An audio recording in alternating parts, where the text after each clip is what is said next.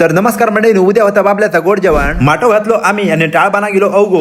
बाबा पडलो विचारात, एका थापता ओके मी धैसून वाटेक लागा. उद्या येणाऱ्या पाहुण्यांसाठी रस्त्याचं काम चालू होता. नवऱ्याची फॅमिली पुढच्या प्लॅनिंग बद्दल विचार करू होती. आजी पोरातोरांका बघून खुश झाली. माड काढूक नकार मिळालो. आई माझी येली माटो बघूच्यासाठी. नवरो आमचो जाम खुश होतो. बघता बघता माटो घालून पूर्ण झालो आणि मस्त बेगी येली कोरी चाय. बाबान आपली ऑर्डर सोडल्या. नवऱ्याच्या घरातली कामं ऑलमोस्ट पुरी झाली. म्हणून आम्ही गेलो देवाच्या घरात, म्हणजेच ब्राह्मण देवाच्या मंदिरात. कारण देव खुश तर आम्ही खुश, आम्ही खुश तर देव खुश. बघता बघता देऊळ धुवून पूर्ण झाला नाही. आता गरज होती ती शानाची. शान सारवचा होता. मग आम्ही इलो हळवायला काकीकडे. तिच्या नातवान खैसून तरी नारळ हाडले. आणि हो असा आमचो सार्वजनिक बाबा. बाबान सांगल्यान हैता शान घेऊन जाय. मग सोमती गपागप सुपात भरून झपाझप पिशेत भरला. आणि परत येऊन हैसर बघतो तर ही आधी शान सारून मोकळी झाली. खैसून हाडल्याने काय माहित. दुसऱ्या दिवशी वाटातली बायका येली आणि घोड्याला बसान कातूक चालू केल्याने. आणि नवरो हैसर कसलो तरी विचार करू होतो. कॅमेरा लाईन थैसर मध्ये मध्ये येऊ होतो. रांतत थैसर गेले, थैसर उभो होतो. नक्की त्याच्या मनात काय होता तात कळा नाही. सगळीकडे त्याका पटू होय. पाहुणे पण इल्ले आणि जेवण पण तयार होता. मग आम्ही गेलो आवाटात सांगा. सगळी पाहुणे मंडळी येऊन माटवात मस्तपैकी बसलेली. आमचं नवरो टकाटक कपड्यामध्ये पुढे जाऊन आपला नाव वगैरे सांगले आणि पुढील बोल विषय चालू झाले. तर लग्न कार्याची सुरुवात पाहुणे आणि आपल्यात गोड जेवणाच्या स्वरूपात चांगली होत असता, म्हणून गोड जेवण. सगळे बोल विषय झाल्यानंतर पाहुणे मंडळी आणि आम्ही उठलो आणि जेवण वाढूक चालू केला. तर मंडळीनू असा जेवण आणि अशी मजा ही फक्त तुमका कोकणातच देतली. आणि शेवट बाजूच्या घरात दिवड इलो आणि आमची धावपळत झाली.